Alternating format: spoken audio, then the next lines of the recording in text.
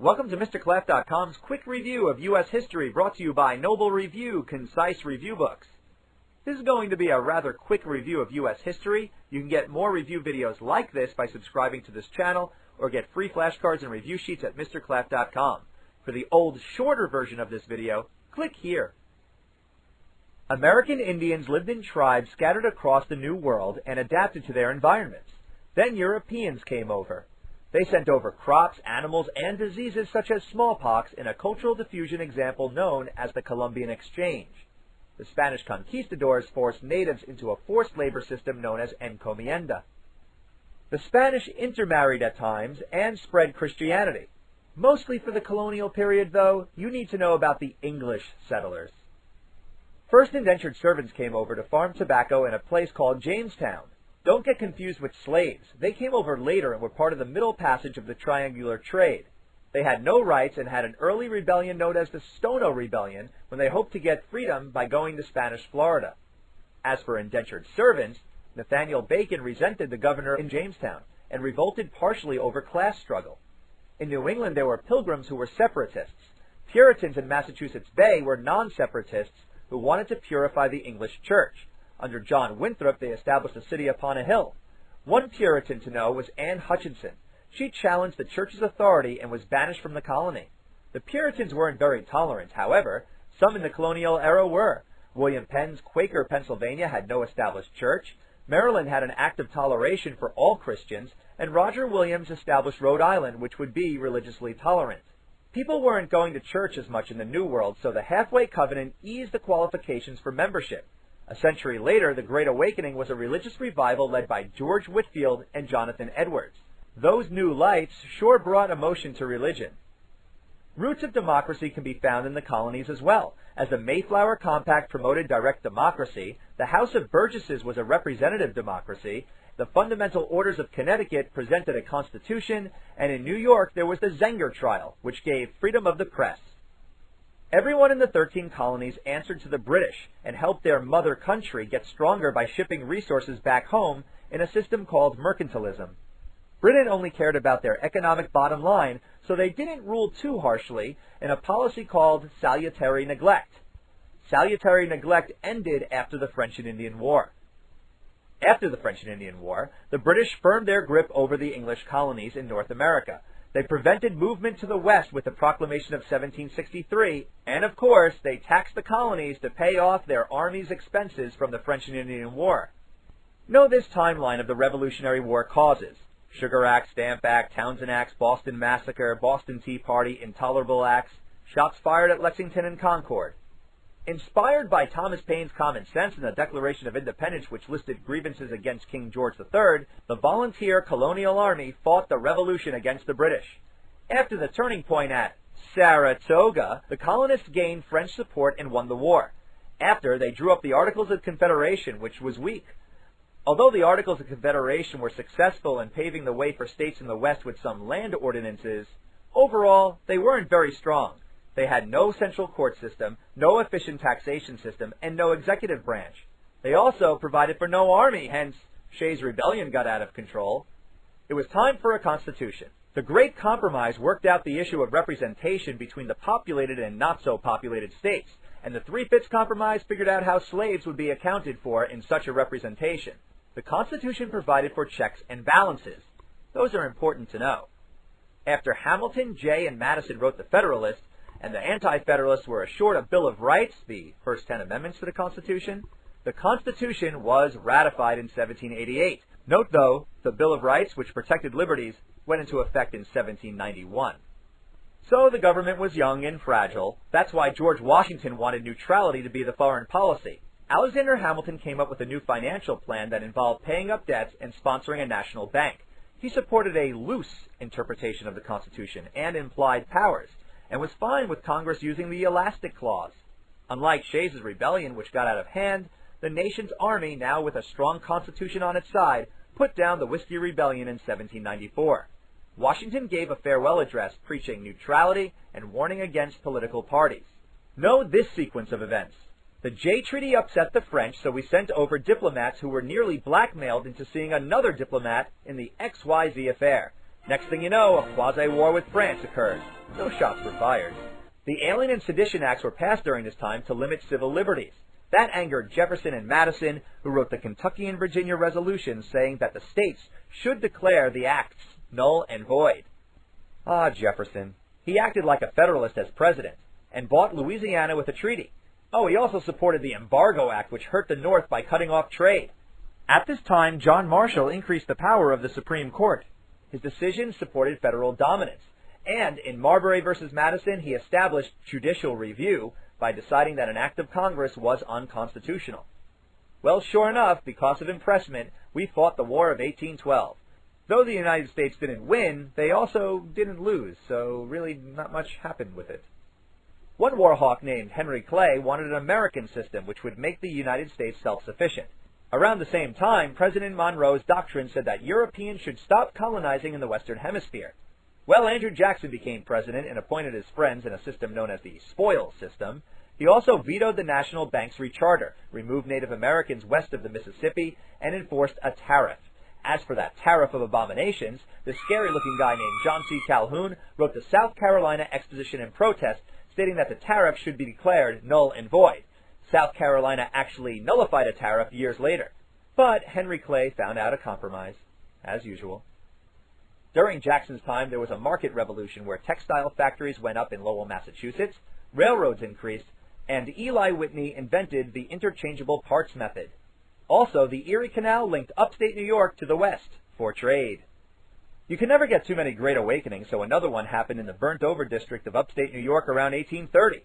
It was led by Charles Grandison Finney. It led to new reforms such as temperance, abolition, and utopian communities such as Brook Farm. Women wanted rights too and demanded a declaration of sentiments at the Seneca Falls Convention in New York in 1848. This guy named Horace Mann, man did he love education. Also at this time, there were these guys called Transcendentalists. Emerson and Thoreau reflected introspectively and loved nature.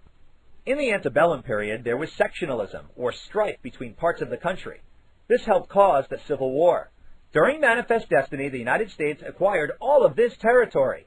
Much of it came after winning the Mexican War. But should these states be slave or free? If you ask David Wilmot, he would say free, at least in all of the new Mexican land. There were three compromises to know regarding slavery. The Missouri Compromise brought in Maine as a free state and Missouri was a slave state. That's the one with the 3630 latitude line. The Compromise of 1850 created a strict fugitive slave law, and California became a free state. And Stephen Douglas's Kansas-Nebraska Act allowed people to decide on slavery with a popular sovereignty vote. That wasn't a really good idea. It led to bleeding Kansas. Well, between John Brown's raid, Uncle Tom's Cabin, and the Lincoln-Douglas debates, it was clear that slavery was a hot topic. Even the Supreme Court added fuel to the fire with the Dred Scott decision. That case said that slaves were property and could not sue in court. Lincoln won the election of 1860, and that led to the secession of the South. Hence, the Civil War was fought. After Antietam, the Emancipation Proclamation was issued, but it freed no slaves. It did, however, change the war aims. Don't forget, Lincoln was for maintaining the Union, not an abolitionist at first. African-American regiments were formed, but the Army would be segregated until Korea. Gettysburg was the turning point of the Civil War, and in 1865, the North won. After the Civil War, carpetbaggers from the North came south during Reconstruction. Presidential Reconstruction was lenient. Radical Reconstruction was harsh. Thaddeus Stevens and others wanted to bring blacks more rights, establish a Freedmen's Bureau, and use the Reconstruction Acts of 1867 to militarily divide the South. The 13th Amendment, abolition, 14th, citizenship, and the 15th, male suffrage, were passed during Reconstruction. Resentment led to the rise of the Ku Klux Klan. They terrorized newly freed slaves and free blacks. Reconstruction ended after the election of 1876, and the South established home rule where Jim Crow segregation, sharecropping, literacy tests, and grandfather clauses led to the denial of rights for decades. The Gilded Age came later. Unions like the Knights of Labor were formed, which let African Americans and women join. Samuel Gompers led the AFL, which was concerned with major issues or bread and butter issues such as wages. During this time, presidents supported employers in strikes such as the Great Railroad Strike of 1877 and the Pullman Strike. Robber barons made trusts and monopolies that exploited consumers, though some also did give some charity, as seen with Andrew Carnegie's Gospel of Wealth.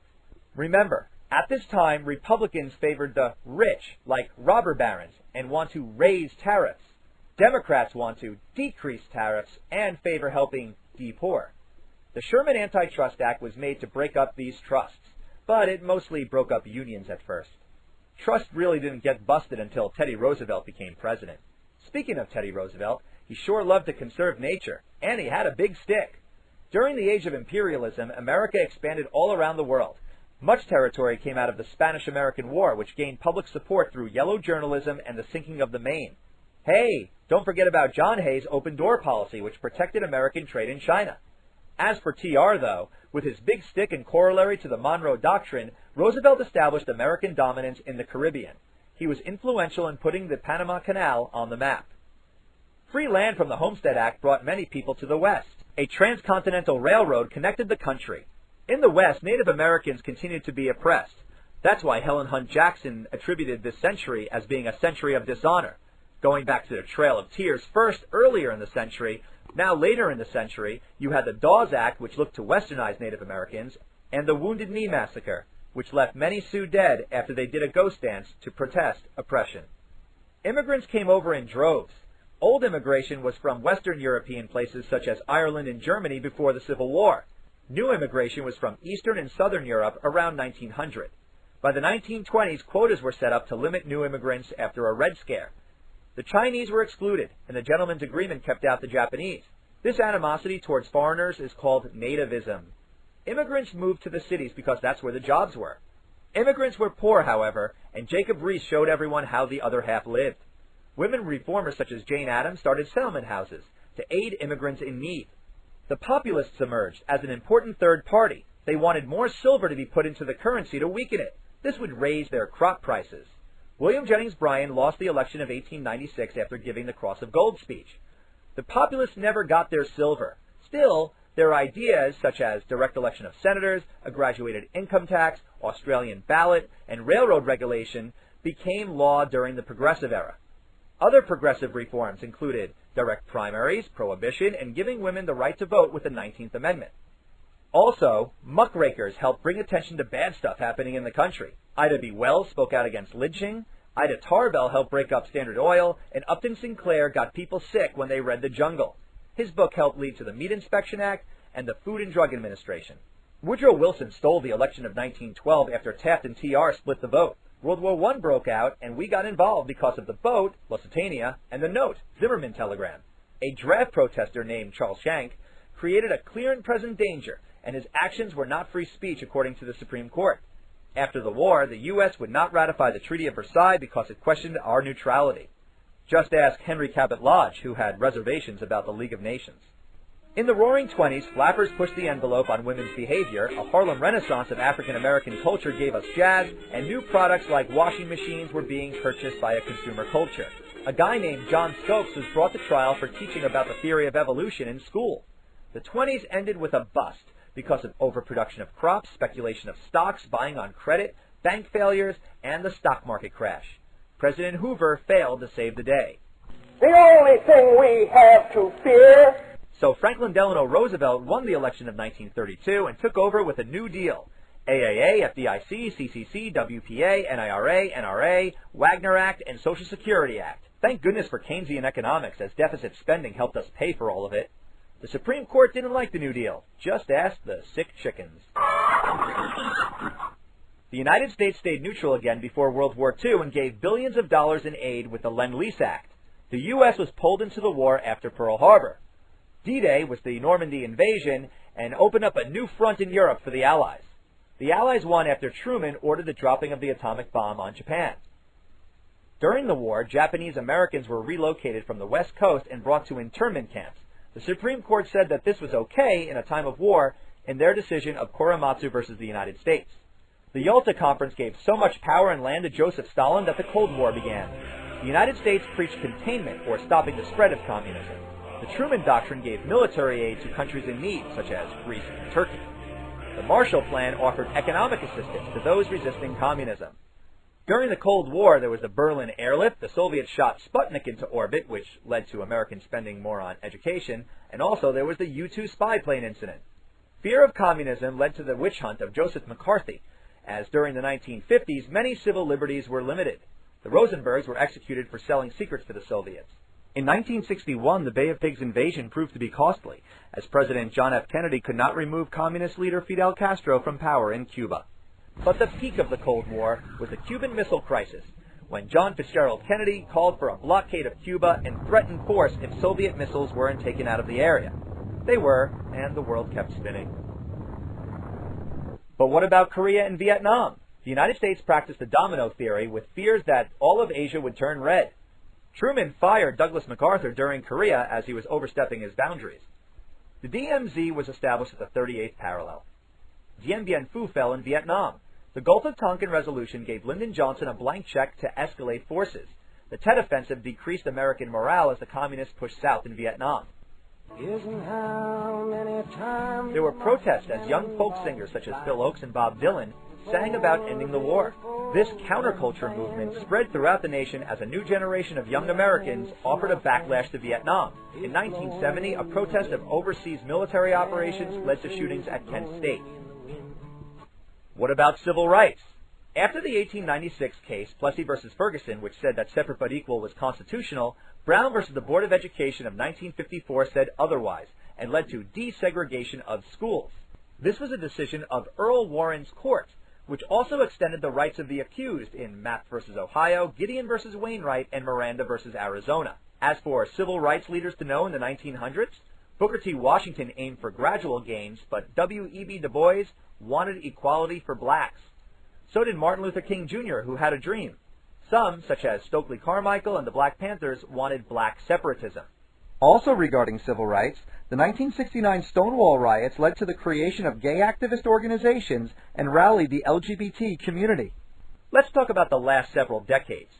In 1962, Rachel Carson kicked off the environmental movement with her book, Silent Spring.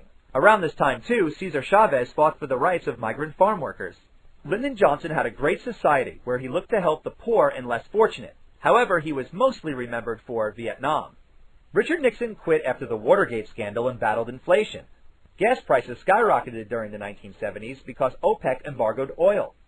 Jimmy Carter and Ronald Reagan were Washington outsiders.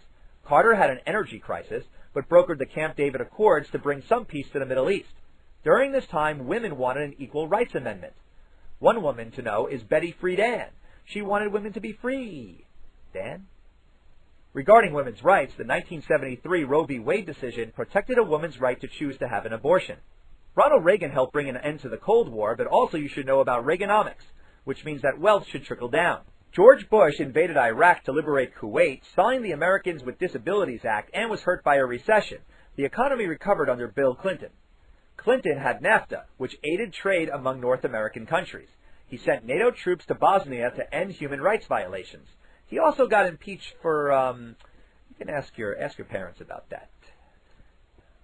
George W. Bush invaded Afghanistan and Iraq after 9/11 and left office amidst an economic crisis. Barack Obama, the first African-American president, repealed Don't Ask, Don't Tell for serving in the military. He also favored health care and stimulus packages to deal with the recession. During his presidency, there was a massive increase in national debt. Subscribe to this channel to get more reviews like this one. For more reviews, you can get free flashcards and review sheets at MrClap.com. We also invite you to check out Noble Review in both paperback and ebook formats. Best of luck on your tests.